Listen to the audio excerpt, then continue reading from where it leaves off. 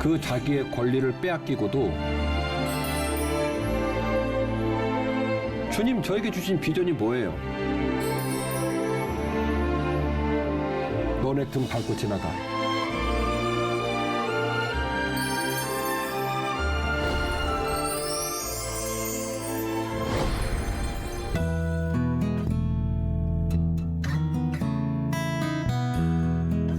목사님 뭘 그렇게 열심히 보고 계세요? 아이고 주인 씨 왔구나. 같이 좀 볼래 그러면? 자, 이게 주인 뭐죠? 씨 보십시다. 자, 아는 분이에요? 네, 유명한 배우분이시잖아요. 네, 제가 이름들을 잘 못 외워서 이경영 조성아 씨, 배우님, 조성한님, 김희성 김의성님, 네. 장영남님, 진경님, 황영희님 뭐 이런 분들인데 제가 그 배우들 이름을 잘 못 외워요. 그래서 오늘 더 깊이 만들면서 이분들 이름 외우려고 무척 노력했는데 안 외워지더라고. 그런데 이름은 안 외워지는데 그래도 딱 보면 아 이분 이런 느낌이 있어요. 맞아요. 명품 배우분들이시잖아요. 주인 씨도 잘 아는 분이시죠? 그럼요. 자 그러면 지금 제가 보여드리는 분들의 특징이 있어요. 뭘까요? 다들 연기를 엄청 잘하시잖아요. 그러죠. 메소드급 연기로 항상 그러죠. 네, 화제가 되는 것을 제가 봤습니다. 오케이. 그런데 제가 오늘 주인 씨한테 얘기하고 싶은 더 깊이 이야기꾼으로 말하고 싶은 것은 이분들의 공통점이 조연이라는 거예요. 맞아요. 조연. 맞아요. 명품 조연 배우였네요. 그렇지. 그러니까 풀네임이 명품 조연 배우들 이렇게 말하면 좋을 것 같고요. 최근에 우리가 사는 시대는 인문학의 꽃을 피우고 있고 그리고 인권 시대고 그리고 타자의 다양성을 존중하는 그런 시대가 되었잖아요. 그런 의식들이 영화에도 이렇게 반영이 되고 있는 것 같은데 이른바 명품 조연들의 약진 시대입니다. 작가들께서도 글을 쓸 때 이제는 단선 구조가 아니라 복선 구조로 쓰는 거예요. 주인공 얘기도 가지만 조연들 얘기도 가고 그 조연들과 조연들의 케미, 주인공과의 에너지를 주고받는 그 다이나믹 이런 부분이 영화를 더 빛나게 하는. 맞아요. 저는 그 조연들의 이야기도 참 재밌더라고요. 아, 대단해요. 오늘은 조금 더 차별화된 시각으로 성경도 같은 맥락으로 볼 수 있다. 라는 이야기를 들려주려고 하는 거예요. 그래서 오늘 제 더 깊이 이야기의 주제는 조연들의 향기입니다. 뭐라고요? 조연들의 향기. 오케이. 조연들의 향기. 우리 한국 분들은 어쨌든 큰 거 좋아하잖아요. 옛날 우리 어른들 쓰는 우스갯소리에는 양잿물을 사약을 받으라 뭐 하듯이 돌아가실 것 같은데 양잿물을 먹어도 큰 거 달라고. 그래서 뭔가 주인공 큰 거, 높은 거 이게 좋아하는 경향이 있는데 그러다 보니까 성경도 역시 주연 중심으로 그리고 핵심적인 이야기 중심으로 성경을 읽는 경향이 좀 있는 것 같아요. 그런데 성경은요 그보다 훨씬 더 풍성한 책입니다. 아멘. 그리고 성경의 이야기는 우리들의 삶을 그대로 담아낸 분들 이야기도 많아요. 그런데 너무 주인공 중심으로 보면 우리하고 너무 갭이 있는 거죠. 저 성경에 나오는 인물의 삶하고 나하고는 너무 갭이 있고 그 성경에 나오는 인물의 삶을 따라갈 자신도 없고 그러면 지레 포기하는 일이 벌어지게 되는데 성경에는 주인공들 얘기만 있지 않고 향기라는 조연들 얘기도 많더라. 이게 이제 우리가 알아지고 그리고 그곳에서 이런 모습도 있구나.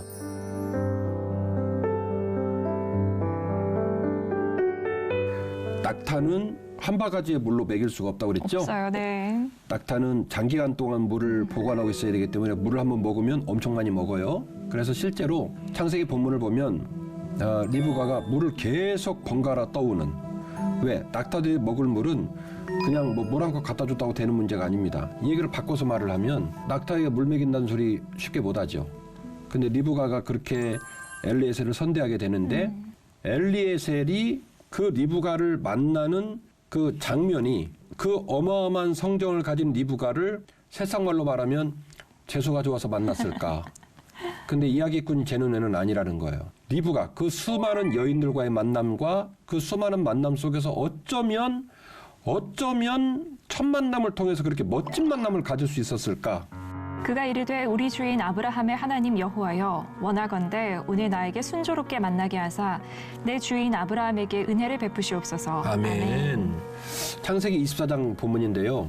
부엘세바에서 하란까지 800km입니다. 800km를 갔어요. 지쳤어요. 그러면 그냥 여관 하나 잡아서 며칠 쉬고 일을 할 텐데 도착하자마자 손을 꼭 모으고 그리고 그 땅에서 기도를 시작하는 거예요.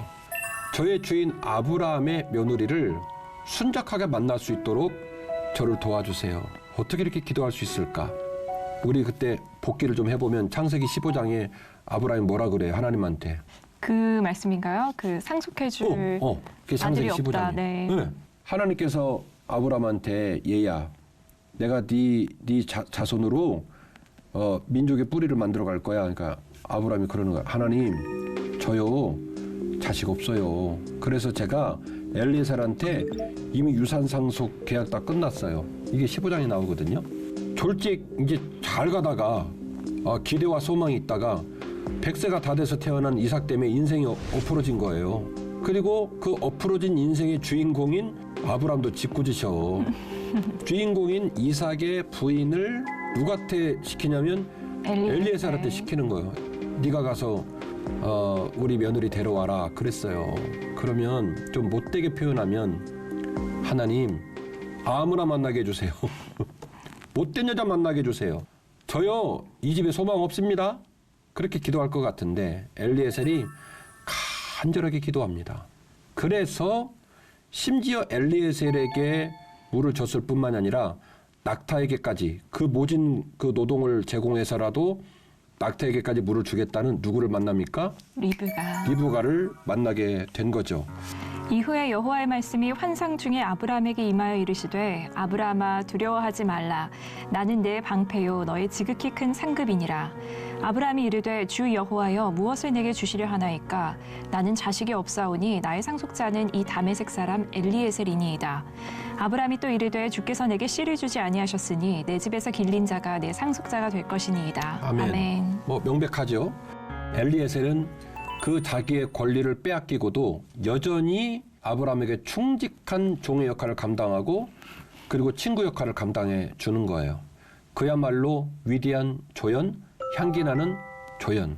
참 한결같은 사람 같아요. 그렇죠. 그러니까 그 아름다운 이야기에는 본인이 스포트라이트를 받지 못하고 주인공이 아님에도 불구하고 영원한 넘버 2, 넘버 3가 되어도 내가 내 사명을 충직하게 감당하고 또 나와 함께하는 자로 말미암아 하나님 하시는 일을 빛나게 하겠다. 이 일을 기쁘게 생각하는 엘리에셀이라는 인물이 있었기 때문에 결국 아브라함도 빛나고 이삭도 빛나고 리브가도 빛나게 된 거죠. 그래서 분명하게 제 눈에는 성경은 주인공만 있는 게 아니라 아름다운 향기를 내는 누구도 있다? 조연도 있다. 그렇죠. 조연도 있다입니다. 이 그림 한번 보세요. 어떠세요? 백발의 노인 2명이 있는데요. 네. 그리고 뭔가 이게 기름인가요? 네. 기름을 붓는 장면이에요. 예. 누굴까요? 근데 그 앞에 보면 옷이 좀 특이하잖아요. 네, 이게 뭐죠?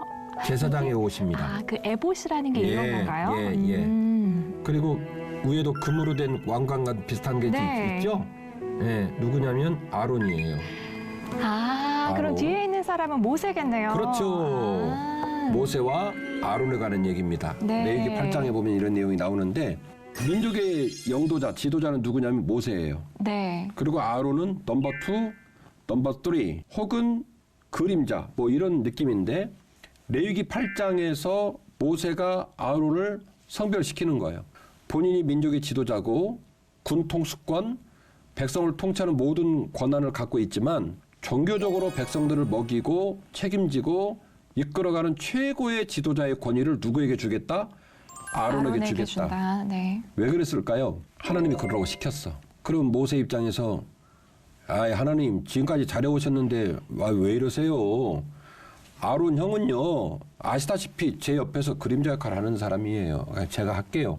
이럴 수 있는데 레위기 8장에서 하나님의 명을 따라 부드럽게 순적하게 아론에게 제사장의 권한을 위임합니다. 그래서 달린 슬라브가 이 그림을 그려놓고 제목을 모세가 아론을 성별함이라고 하는 작품을 남겼는데요.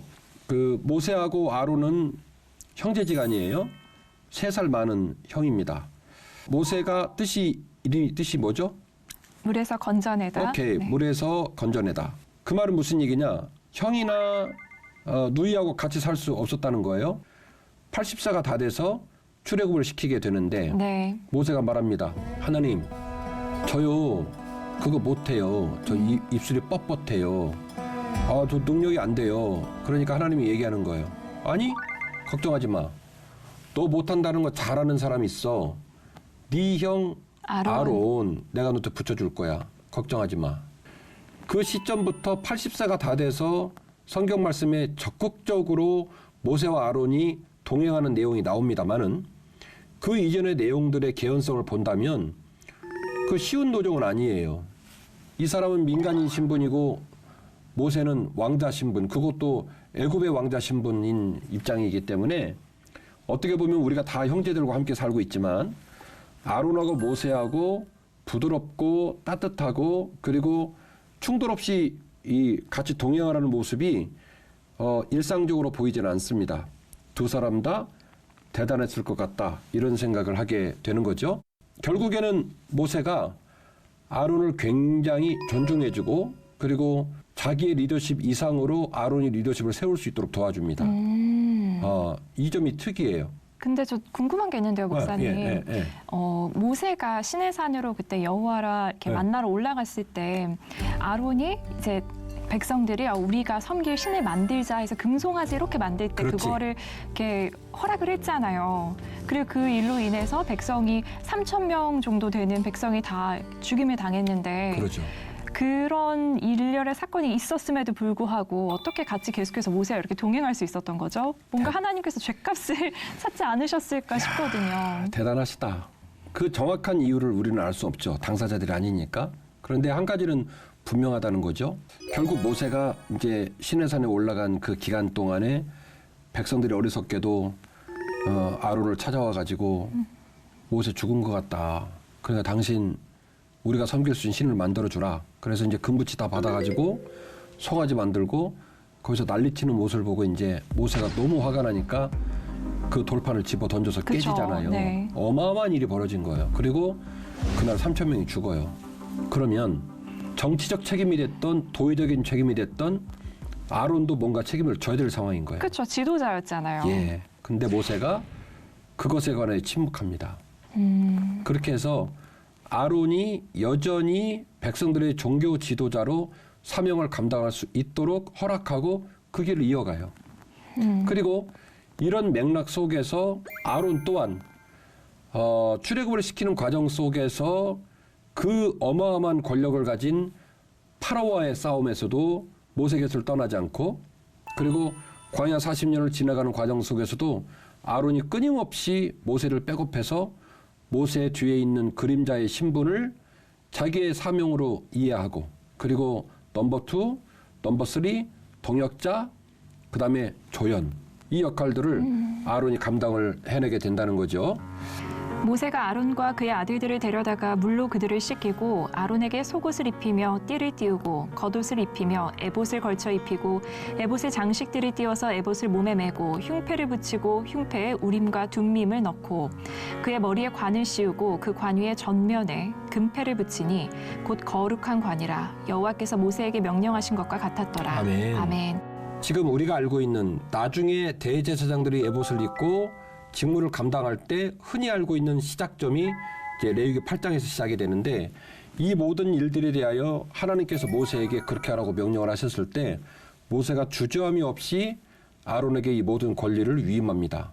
그렇게 해서 오늘 같이 그림을 보셨지만 그래서 드디어 우리가 이제 그 목사님들 예배 끝날 때 축도하시잖아요. 네. 성부와 성자와 성령의 이름으로 축도를 하는데 그 축도의 그 기원 시작점이 아론과 연관이 돼 있어요. 네. 그래서 아론이 온 백성들을 축복할 수 있도록 하나님이 그에게 그런 권리와 축복권을 주시게 되는데 그 축복권이 작동될 수 있도록 모세가 또 격려를 하는 그런 모습이 됩니다. 그래서 모세와 아론도 역시 그 외로운 40년의 기간 동안을 그리고 도저히 불가능하다고 여겨지는 출애굽의 사명을 감당할 수 있었던 그 어마어마한 사명을 홀로 걷지 않게 하고 아론이 모세를 돕고 또 이후에 모세는 아론을 격려하고 이런 모습으로 그래서 그야말로 이 두 사람의 행보도 위대한 조연들의 향기를 드러내는 좋은 샘플이 될 수 있겠다. 그렇네요. 이런 생각이 듭니다.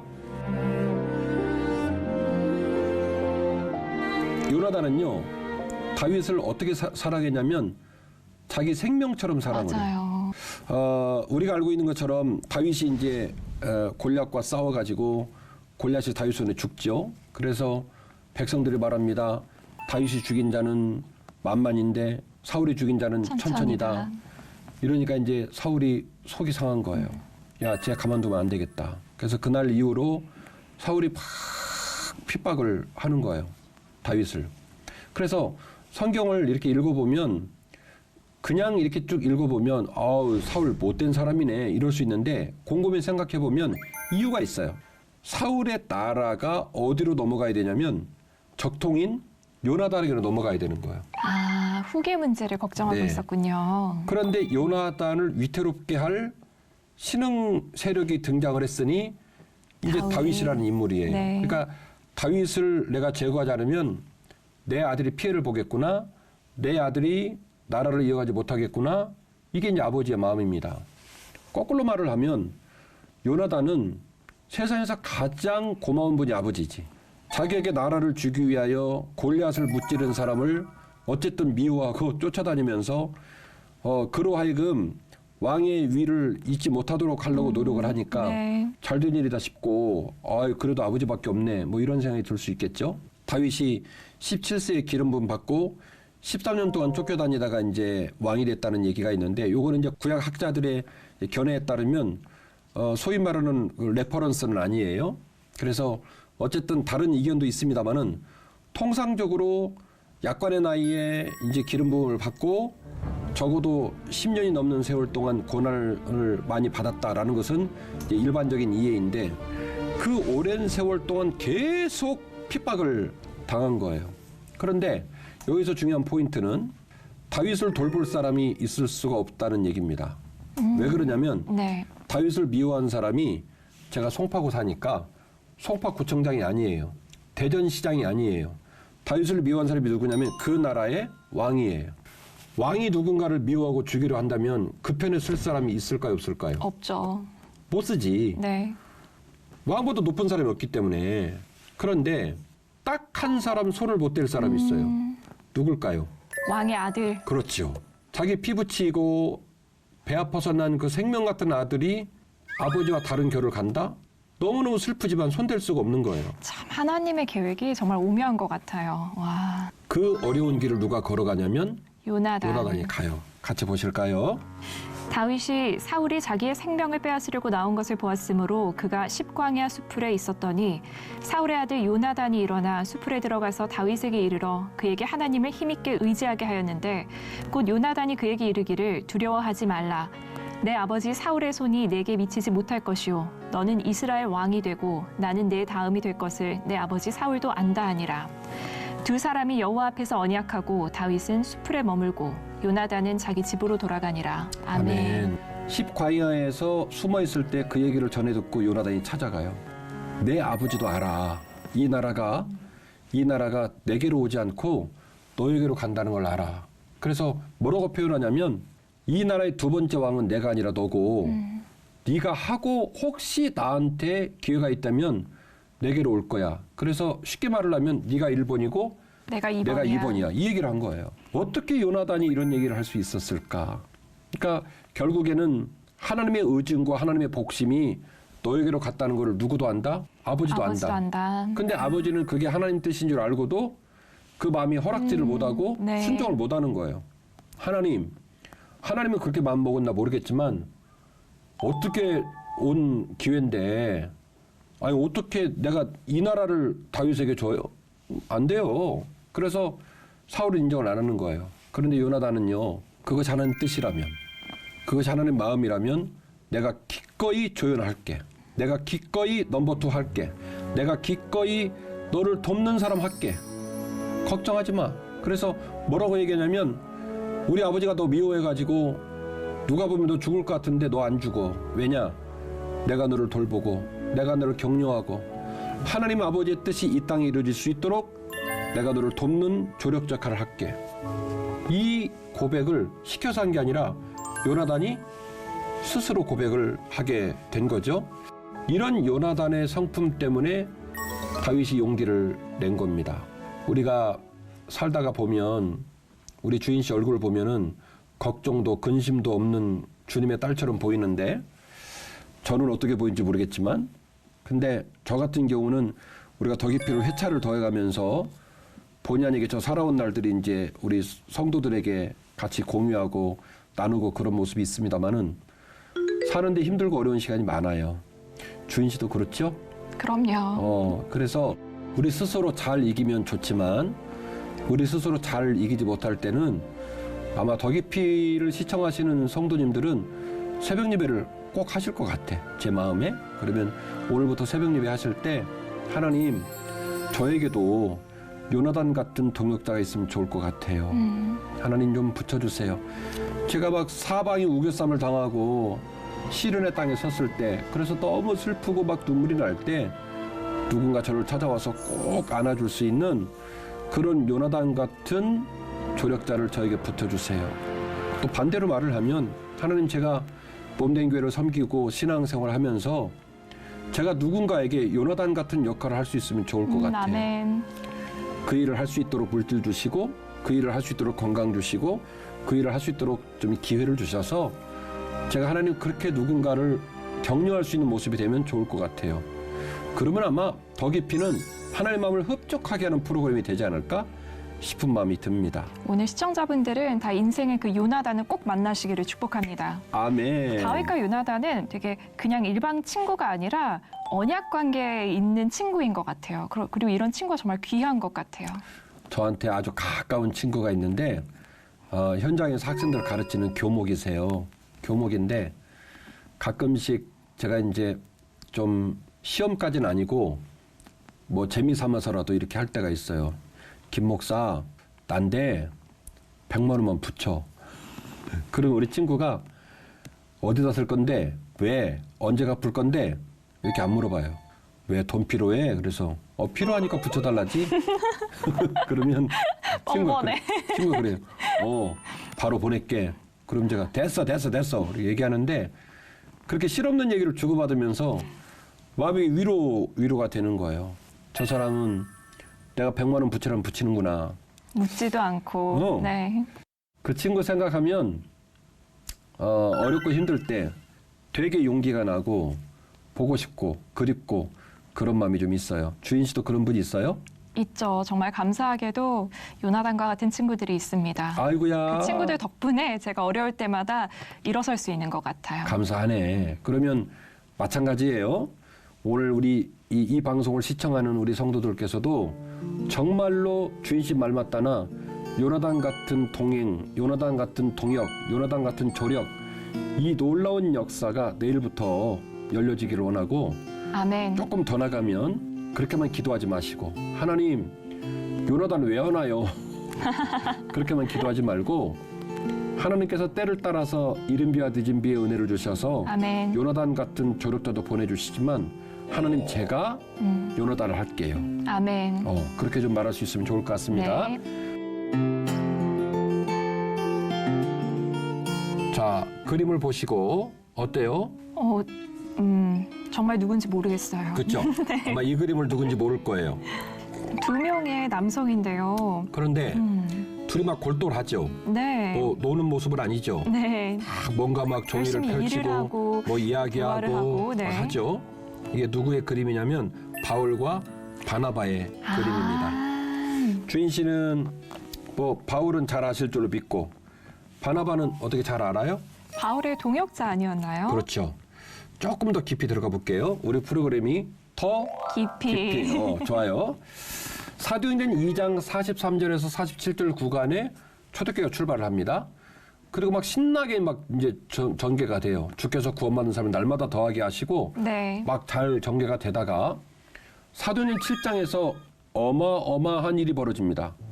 스데반이 돌에 맞아 죽어요. 그쵸. 네. 그래서 분위기 좋다가 초대교회 신자들이 깜짝 놀라는 거예요. 주님을 섬기고 따르다가는 돌에 맞아 죽는 수 있겠네? 그래서 사람들이 쫙 흩어지게 되죠.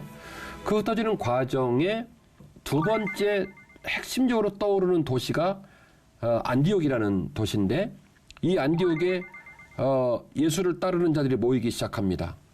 결국에는 구레네 사람을 비롯한 사람들이 가서 막 복음을 증거하고, 복음을 증거하는데 거기에 있는 사람들이 막 귀에 복음으로 들어오고, 이런 일이 벌어지는 거예요. 그래서 예루살렘 교회에서 이 사실을 듣고 안디옥을 그대로 놔두면 안 되겠다. 안디옥을 넉넉히 책임질 수 있는 탁월한 지도자를 보내야 되겠다 해서 예루살렘 교회에서 지금으로 말하면 담임 목사 파송이죠. 담임 목사를 급파해서 보내는 사람이 누구냐? 바나바입니다. 바나바. 그때 스데반의 일로 일어난 환란으로 말미암아 흩어진 자들이 베니게와 구브로와 안디옥까지 이르러 유대인에게만 말씀을 전하는데, 그중에 구브로와 구레네 몇 사람이 안디옥에 이르러 헬라인에게도 말하여 주 예수를 전파하니 주의 손이 그들과 함께 하심에 수많은 사람들이 믿고 주께 돌아오더라. 예루살렘 교회가 이 사람들의 소문을 듣고 바나바를 안디옥까지 보내니 그가 이르러 하나님의 은혜를 보고 기뻐하여 모든 사람에게 굳건한 마음으로 주와 함께 머물러 있으라 권하니, 바나바는 착한 사람이요 성령과 믿음이 충만한 사람이라. 이에 큰 무리가 주께 더하여지더라. 바나바가 사울을 찾으러 다소에 가서 만나매 안디옥에 데리고 와서 둘이 교회에 1년간 모여 있어 큰 무리를 가르쳤고, 제자들이 안디옥에서 비로소 그리스도인이라 일컬음을 받게 되었더라. 아멘. 굉장히 중요한 부분인데요. 예루살렘 교회에서 바나바를 안디옥 교회로 파송합니다. 그리고 오늘 본문은 다행히도 바나바를 왜 파송했는지 그 이유를 3가지로 써놨어요. 이 사람은 착한 사람이다. 그래서 저는 강대상에서 몇 번 얘기했어요. 성도들한테. 사랑하는 한빛가족 여러분, 저는 착한 목사이고 싶어요. 요즘은 착하면 바보가 된다잖아요. 우리 옛날에 흥부놀부 더 깊이서 얘기했지만, 하나님의 결, 하나님의 메시지, 하나님의 마음, 선으로 악을 이기라. 그래서 우리 성도들에게 항상 고백하고 살아요. 제가 착한 목사였으면 좋겠다. 근데 바나바를 급한 이유가 뭐냐면, 바나바의 인품과 성격이 착한 사람이었다. 그 다음에 성령 충만한 사람이었고 믿음이 충만한 사람이었다. 여기서 더 뭘 얘기하겠어요? 인품이 착하고 그리고 성령 충만하고. 왜? 사도행전 2장 43절의 폭발적 초대교회 출발은 성령 충만으로 일어난 거예요. 네. 성령이 불이 떨어져가지고 거기서부터 이제 기적이 시작된 건데, 똑같은 일이 어디서 벌어지냐면 안디옥에서 벌어지게 되는데, 그 이유는 성령 충만한 불덩어리를 가진 사람이 어디를 갔습니까? 안디옥을 간 거예요. 네. 그래서 착한 사람이었고 성령이 충만한 사람이었고 믿음이 충만한 사람이었다. 가서 보니까 예루살렘에서 들었던 얘기보다는 훨씬 더 사람들이 많이 모이고 역동적이고 이런 모습을 본 거예요. 이거 아무리 생각해도 나 혼자는 안 될 것 같은데, 그래가지고 오늘 본문에 같이 읽은 본문에 보니까 바나바가 길리기아 다소로 가는 그 안디옥에서, 수리아의 안디옥에서 조금 더 위로 올라가면 길리기아 다소라는 저 꼭지점 해안가가 나오는데, 거기까지 가요. 그래서 누구를 데려오냐면 바울을 데려옵니다. 바울이 거기 가 있잖아요. 바울은 지금 제 표현으로 경력 단절 중이에요. 경단자. 경단자라고 하는구나. 요즘 코로나19 때문에 저도 우리 다음 세대 청년들 많이 사랑하는데, 우리 그 친구들만 보면 눈물이 나는 게, 기업들이 신입사원들을 뽑질 않고, 우리 젊은 사람들이 제일 두려워하는 게 뭐냐면 경력 단절입니다. 경력이 단절되면 자기의 직무가 이어지기가 어려워지니까 너무너무 힘들어하는데, 담메색으로 가는 길을 위해서 주님을 만나요. 네. 만나고 이제 눈 멀고 눈 띄어지고, 그래서 주님의 사람이 됩니다. 그리고 나서 이제 광야를 가요. 그 광야에서 3년 동안 말씀으로 훈련을 받고 영성으로 충만하고, 그래서 3년 동안 경력이 단절된 것도 바울 입장에서는 굉장히 가슴 아픈 일인데, 자기 나름대로는 이 정도면 됐다 싶어가지고 어디를 가냐면 예루살렘으로 가요. 내가 주님의 사람이 됐다. 내 옛날에는 주님을 따르는 자 핍박했고 날 때부터 로마의 시민권이 있고 감말리엘의 문화생이고 헬라 문학, 히브리 문학 출중하고 내가 킹 왕짱이었는데 그 모든 거 다 내려놓고 경력 다 끊어졌는데 이제 예수의 제자가 됐다라고 얘기하니까 거기에 모인 막 그리스도인들이 박수를 치고 찬양을 하고 안 했어요. 반발했죠. 네. 우리를 죽이던 자야 이러면서. 말 같지 않은 소리를 하고 그러니 네가 어떻게 우리에게 그리스도의 사람이 됐다고 말을 해. 그래가지고 팍 반발이 일어나게 됩니다. 그래서 사도들이요 급하게 다시 고향으로 보내요. 그래서 길리기아 다소에서 10년. 그럼 몇 년이에요 합치면? 13년. 13년. 그렇게 오래 있었군요. 13년을 경력이 단절된 거예요. 얼마나 슬프고 얼마나 답답하고 내가 어쩌다가 다메섹에서 주님을 만났을까. 주님 만나서 잘 나가던 내 인생 완전히 절단났다. 그러게요. 전 세례받고 바로 그렇게 사역을 한 줄 알았어요. 주님 저에게 주신 비전이 뭐예요? 도대체 다메섹에서 굳이 저를 만나셔서 저를 주님의 제자로 부른 이유가 뭐예요? 나중에 바울이 어떻게 고백하냐면 나는 이방인 전문 사도다. 정확하게 말합니다. 주님께서 나를 이방인들을 전문으로 선교하는 사도로 세우셨다. 라고 고백을 하게 되는데 그 바울 안에 있는 자신의 그 비전과 사역을 위한 그 진한 눈물 계속 기다리고 또 기다리는 그 기다림의 시간을 끝내고 첫 관문을 열어준 사람이 누구냐면 바나바예요. 바나바는 어떤 마음이 들었을까? 알거든요. 바울이 어떤 사람인지. 바울의 제1차, 2차, 3차 전도여행을 보면 거침이 없어요. 그리고 심지어 천부장들이 가두면 로마의 시민권 내보입니다. 야, 로마법으로 재판해. 니들 나 함부로 할 수 있는 사람 아니야. 그러니까 또 로마의 시민권을 가진 천부장 중 하나는 또 이런 질문을 해요. 시민권을 갖고 있네? 혹시 너도 돈 주고 샀니? 그렇게 얘기해요. 나는 원래 로마의 시민은 아니지만 돈 열심히 벌어서 돈 벌어 샀다? 그러니까 바울이 뭐라고 말합니까? 너는 돈 주고 샀는지 모르겠지만 나는 날 때부터 로마의 시민이었어. 이렇게 얘기를 하는 거예요. 그러니까 실은 이 바울이라는 인물은 걸출한 인물인지라 이 인물 데려오잖아요. 긁어부스럼 되는 거예요.